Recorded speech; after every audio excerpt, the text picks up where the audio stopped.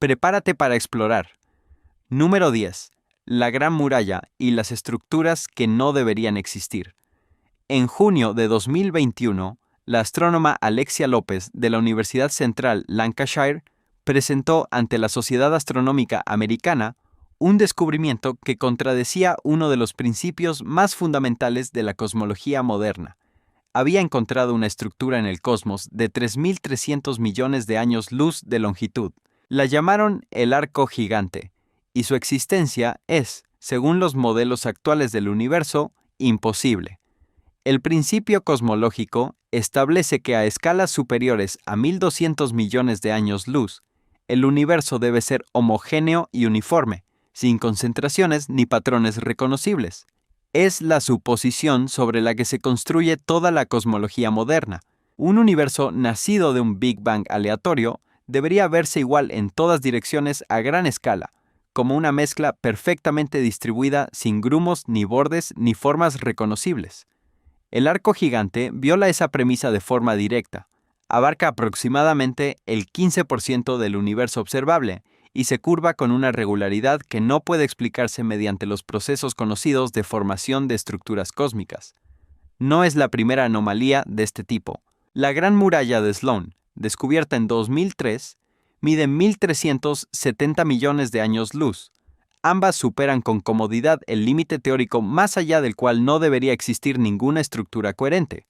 Los cosmólogos han propuesto que estas estructuras podrían ser artefactos estadísticos, errores de perspectiva producidos por la forma en que observamos el cosmos desde un único punto. Sin embargo, cada nuevo mapa del universo a gran escala revela más anomalías de este tipo, no menos.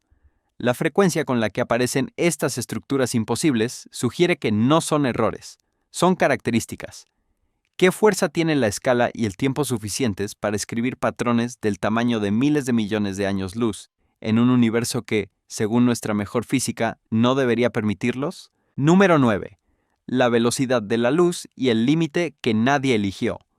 En 1676, el astrónomo danés Ole Romer observó las lunas de Júpiter y realizó la primera medición de la velocidad de la luz. 300 años de física después, ese valor, exactamente 299.792.458 metros por segundo, sigue siendo el límite absoluto de transmisión de información en el universo. Lo perturbador no es que ese límite exista. Lo perturbador es que nadie puede explicar por qué tiene ese valor preciso y no cualquier otro. La velocidad de la luz apareció por primera vez en la física no como una constante medida, sino como una consecuencia matemática. En 1865, James Clerk Maxwell unificó la electricidad y el magnetismo en sus ecuaciones del campo electromagnético y descubrió que la velocidad de propagación de las ondas que describía coincidía con la velocidad de la luz. Maxwell no puso esa velocidad en sus ecuaciones. Emergió sola, sin ser invitada, desde la estructura matemática de la realidad. Lo que hace que este límite sea especialmente inquietante es su doble naturaleza. Por un lado, es una constante fundamental que aparece en la ecuación más famosa de la física, E igual a mc al cuadrado. Por otro, en el marco de la física de la información, actúa como la tasa máxima a la que cualquier cambio en un punto del universo puede afectar a cualquier otro punto. Es, en términos precisos, la velocidad máxima de actualización de la realidad. Albert Michelson dedicó décadas de su vida, desde los años 1870 hasta los años 1920, a medir esta velocidad con precisión creciente y ganó el primer Premio Nobel de Física estadounidense en 1907 por ese trabajo. La teoría de la relatividad especial de Einstein, publicada en 1905, elevó este límite de constante observada a principio fundamental del universo. Ningún objeto con masa puede alcanzarlo. Ninguna información puede superarlo. Un universo físico continuo no tiene ninguna razón inherente para tener una velocidad máxima. Esa clase de límite absoluto es exactamente lo que esperarías encontrar si la realidad tuviera una arquitectura que alguien no eligió compartir contigo. Número 8. La materia oscura y la masa que no puede verse. En 1933, el astrónomo Fritz Zwicky apuntó su telescopio al cúmulo de galaxias de Coma y realizó un cálculo que debería haber sido rutinario, Midió la velocidad a la que se movían las galaxias dentro del cúmulo y calculó cuánta masa gravitacional se necesitaba para mantenerlas unidas. La cantidad que obtuvo era entre 400 y 500 veces mayor que la masa de toda la materia visible. Algo invisible estaba ahí, y era enorme. Los astrónomos de la época ignoraron la anomalía durante décadas. No fue hasta los años 1970 que la astrónoma Vera Rubin y el espectroscopista Kent Ford midieron las curvas de rotación de galaxias individuales y confirmaron el problema de Zwicky a una escala más íntima. Las estrellas en los bordes exteriores de las galaxias orbitaban a velocidades que la gravedad de la materia visible no podía sostener. Había algo más, había mucho más. Hoy, el modelo cosmológico estándar, basado en los datos del satélite Planck de 2018, establece que el universo está compuesto por un 5% de materia ordinaria, el 27% de materia oscura y el 68% de energía oscura. El 95% de todo lo que existe no interactúa con la luz de ninguna forma conocida. No emite, no absorbe, no refleja, solo empuja y jala mediante la gravedad, como una mano invisible que sostiene la arquitectura visible del cosmos. Los experimentos más sensibles jamás construidos han buscado la materia oscura sin encontrarla. El detector Lux-Zeppelin, publicando resultados en 2022, estableció los límites más estrictos de la historia para partículas conocidas como WIMPs sin detectar ninguna. El experimento Xenon 1T, entre 2018 y 2020, arrojó resultados igualmente vacíos. El Gran Colisionador de Hadrones del CERN ha buscado candidatos durante años sin confirmar ninguno. El 95% del universo permanece completamente fuera del alcance de toda tecnología que hemos construido o imaginado. La materia ordinaria, la única con la que podemos interactuar, podría ser apenas la decoración superficial de algo mucho más vasto que no tiene ninguna intención de presentarse. Número 7. El flujo oscuro y el universo que se mueve hacia algo. En 2008, el cosmólogo Alexander Kashlinsky, del Centro Goddard de Vuelo Espacial de la NASA, publicó en The Astrophysical Journal Letters un hallazgo que desconcertó a la comunidad científica.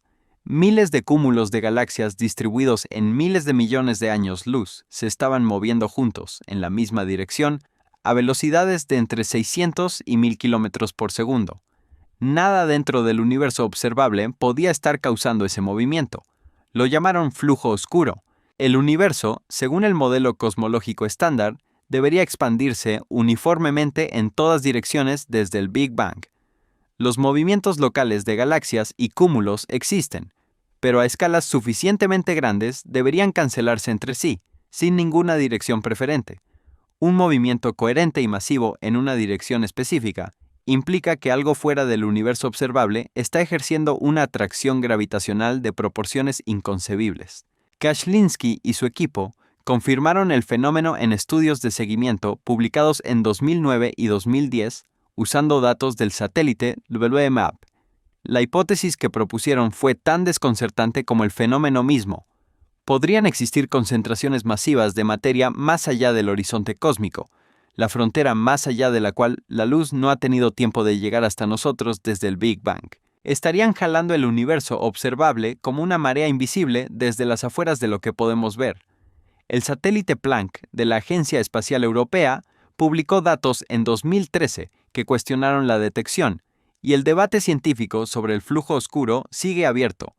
Pero la ausencia de una refutación definitiva es tan significativa como la ausencia de una confirmación.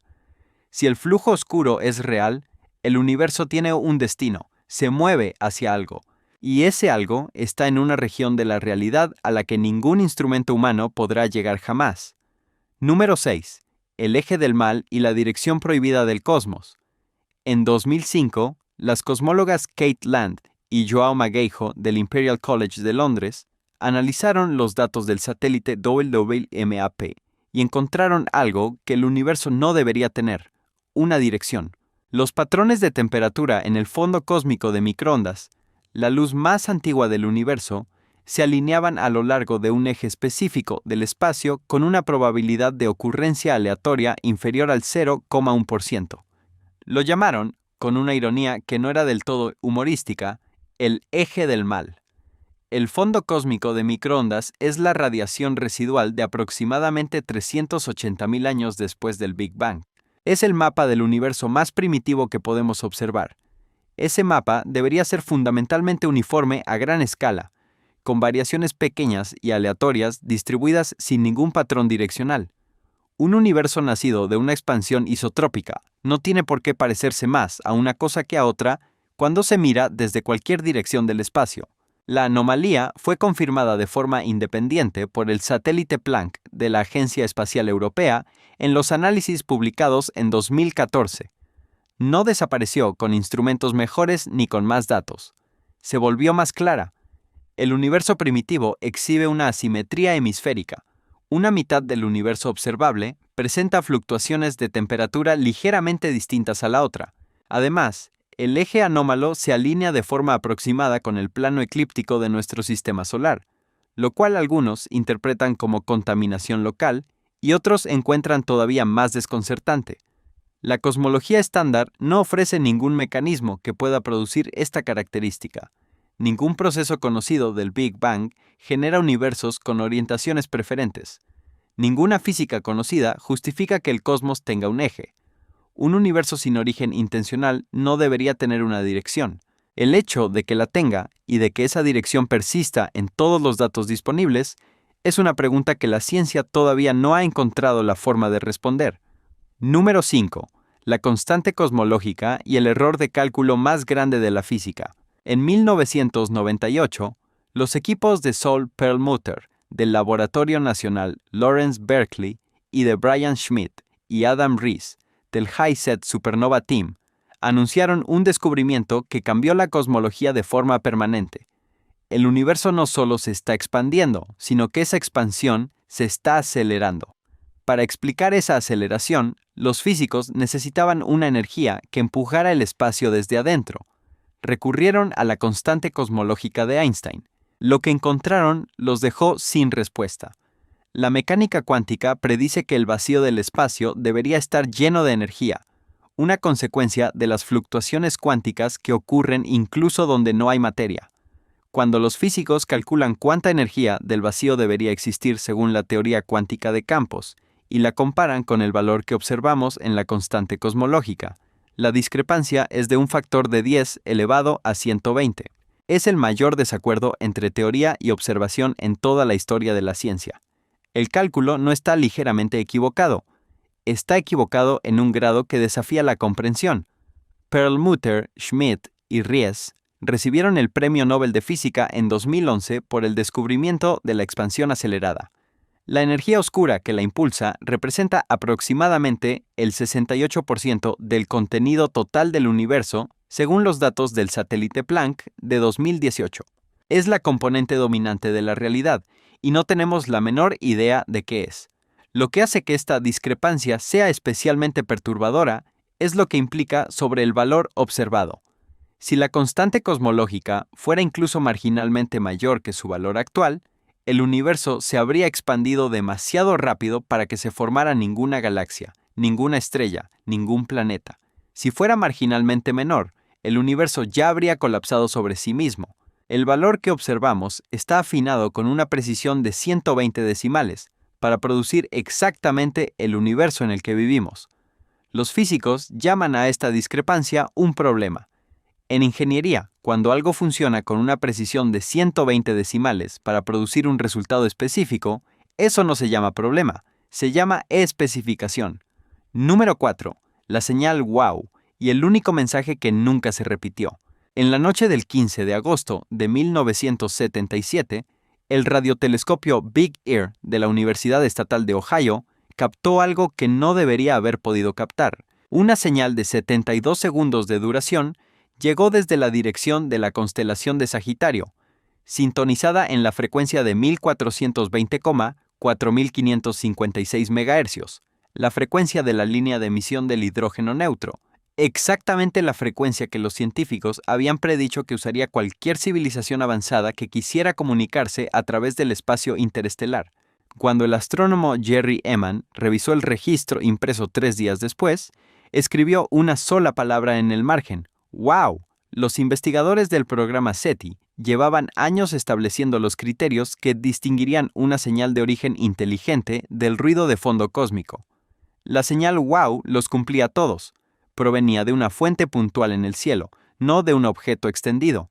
Su intensidad alcanzó 30 veces el nivel del ruido de fondo, una potencia extraordinaria. Duró exactamente los 72 segundos que el haz del telescopio podía observar un punto fijo del cielo dada la rotación de la Tierra. Su perfil de intensidad coincidía perfectamente con el patrón esperado para una fuente extragaláctica real, y no para interferencia terrestre. Docenas de intentos de detectar nuevamente la señal, usando el propio Big Ear y otros radiotelescopios de todo el mundo, no produjeron ningún resultado. La señal no volvió. En 2016, el astrónomo Antonio Paris propuso que dos cometas, 266P/Christensen y P/2008 IR-2 Gibbs, podrían haber sido la fuente. Jerry Eman y otros investigadores SETI examinaron la hipótesis y la rechazaron, señalando que los cometas no emiten radio en la frecuencia del hidrógeno con la intensidad y el perfil observados. El Big Ear fue demolido en 1998 para construir un campo de golf. La señal sigue siendo el candidato más sólido a comunicación de origen no humano jamás registrado por la humanidad, un misterio de 72 segundos que permanece sin explicación casi 5 décadas después. Lo que dicen los datos es sencillo. Alguien o algo transmitió una vez y luego eligió el silencio. Número 3. El entrelazamiento cuántico y la información que viaja sin espacio. En 1964, el físico John Bell, trabajando en el CERN, publicó un teorema matemático que pretendía poner fin a un debate que Einstein había comenzado. Einstein creía que la mecánica cuántica era incompleta, que las correlaciones extrañas entre partículas distantes debían tener una explicación local y realista. Bell demostró que esa pregunta era experimentalmente decidible. En 1982, el físico Alain Aspect, en la Universidad Paris-Sud, realizó el experimento definitivo. Einstein estaba equivocado. Las partículas entrelazadas se afectan mutuamente de forma instantánea a cualquier distancia. No hay mecanismo, no hay señal, no hay retraso. El entrelazamiento cuántico significa que dos partículas que han interactuado quedan correlacionadas de tal forma que medir el estado de una determina instantáneamente el estado de la otra, sin importar cuánto espacio las separe. En 2008, el equipo de Nicholas Gisin en Ginebra estableció un límite inferior para la velocidad de esa correlación, al menos 10.000 veces la velocidad de la luz. En 2017, el satélite chino Misius realizó experimentos de entrelazamiento entre estaciones separadas por 1.203 kilómetros y confirmó las correlaciones con precisión sin precedentes. Alain Aspect, John Clauser y Anton Zeilinger recibieron el Premio Nobel de Física en 2022 por este trabajo. El entrelazamiento no es una hipótesis ni una interpretación. Es un fenómeno experimental confirmado miles de veces en laboratorios de todo el mundo. Lo que no se ha confirmado, ni siquiera aproximadamente, es el mecanismo por el que ocurre.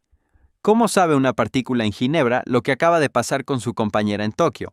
Eso sigue siendo completamente desconocido. La única interpretación coherente del entrelazamiento es que, en algún nivel más fundamental de la realidad, las partículas entrelazadas no están separadas. El espacio que percibimos entre ellas podría no ser la capa más profunda de lo que existe. Podría ser una apariencia de superficie sobre una realidad donde todo está conectado a todo, sin distancia, sin intermediario, sin separación posible. El espacio que sientes entre tú y la pantalla que estás mirando ahora mismo podría ser exactamente esa clase de apariencia. Número 2. El experimento de elección retardada y el pasado que cambia.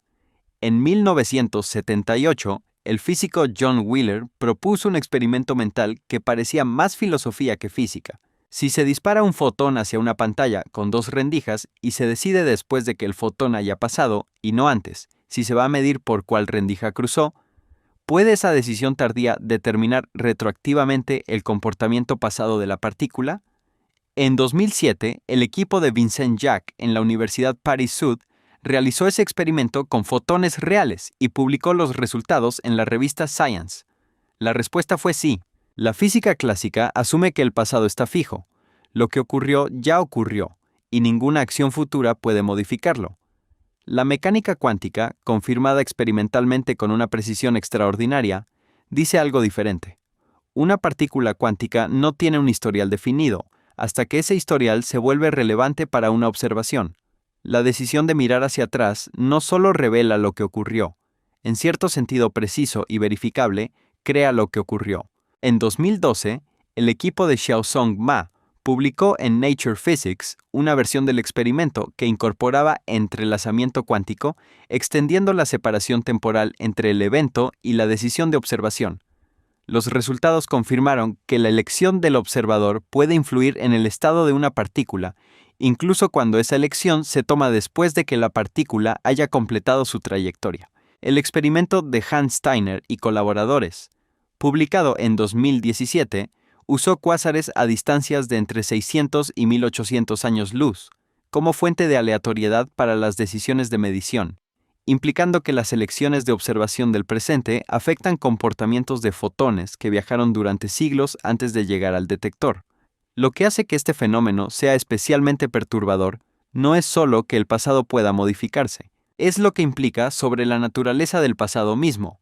Si el estado de una partícula en el pasado depende de lo que decide un observador en el presente, entonces el pasado no es una secuencia fija de eventos, sino un conjunto de posibilidades que se consolidan retroactivamente cuando alguien les presta atención. El universo podría estar escribiendo su propia historia hacia atrás desde el presente, llenando los detalles del pasado a medida que los observadores los necesitan. Y eso hace que la pregunta sobre quién observa y qué significa observar sea la pregunta más importante que la física no ha respondido todavía. Número 1. El teorema de la interfaz y la realidad que nunca fue física. En 2014, el científico cognitivo Donald Hoffman, de la Universidad de California en Irvine, publicó en Frontiers in Psychology una prueba matemática usando teoría de juegos evolutiva que demostró algo que ningún instrumento astronómico podría haber revelado. La selección natural no favorece organismos que perciben la realidad con precisión. Favorece organismos que la perciben de forma útil. Son cosas completamente distintas, y hemos confundido una con la otra durante toda la historia de la ciencia. El teorema de adaptación versus verdad, desarrollado por Hoffman y sus colaboradores y publicado en detalle en Acta Bioteorética en 2015, demuestra formalmente que en prácticamente todos los entornos posibles, los organismos que perciben la realidad objetiva son eliminados evolutivamente por los que perciben lo que maximiza su supervivencia. Tu sistema visual, auditivo, táctil y cognitivo no fue diseñado por la evolución para mostrarte el universo tal como es. Fue diseñado para mostrarte lo que necesitas ver para no morir y para reproducirte. Son dos tareas radicalmente diferentes, y la segunda no requiere que la primera sea verdad. Las implicaciones son totales. Cada color que percibes, cada distancia que calculas, cada objeto que tocas, cada relación espacial que experimentas es una representación específica de especie generada por un sistema nervioso, cuyo único criterio de éxito es la supervivencia, no la precisión. Hoffman usa la analogía del escritorio de un ordenador. Los iconos que ves no se parecen a los estados magnéticos y los voltajes que representan. Son una interfaz diseñada para que puedas usar el sistema sin necesidad de ver su funcionamiento real. Toda tu experiencia perceptual del universo podría ser exactamente esa clase de interfaz. Esta conclusión no proviene solo de la biología evolutiva. El físico Nima Arkani Hamed, del Instituto de Estudios Avanzados de Princeton, llegó de forma independiente a una convergencia perturbadora desde dentro de la física teórica. Su trabajo sobre el amplituedro, una estructura geométrica publicada en 2013 que calcula las interacciones entre partículas sin ninguna referencia al espacio ni al tiempo, sugiere que el espacio-tiempo no es fundamental. Emerge de algo más profundo, algo que no implica ubicación, duración ni extensión física. El espacio y el tiempo podrían ser construcciones que genera nuestra mente para organizar la experiencia, no propiedades que posee el universo independientemente de que alguien lo observe. El neurocientífico Anil Seth, de la Universidad de Sussex, ha descrito la percepción consciente como alucinación controlada. Tres disciplinas completamente independientes, la biología evolutiva, la física teórica y la neurociencia, han llegado a la misma conclusión por caminos distintos. Lo que percibes no es el universo, Es la representación que tu especie necesita del universo para seguir existiendo. Cada razón de este vídeo asumía que hay un universo real ahí afuera que nos esconde algo. Esa podría ser la suposición más optimista de todas. Porque si Hoffman tiene razón, si Arcani y Hammett tienen razón, si la convergencia entre tres ciencias apunta en la dirección correcta, entonces la pregunta no es ¿qué nos oculta el universo? La pregunta es si el universo que conocemos existe de alguna forma fuera de la interfaz que la evolución construyó, para que nunca pudieras ver más allá de ella. No puedes mirar detrás de la pantalla, eres la pantalla, y lo que se mueve detrás de ti es algo para lo que ninguna mente humana fue construida para tener un nombre. Si quieres ver más vídeos como este, haz clic en el vídeo que aparece en pantalla ahora mismo y asegúrate de suscribirte.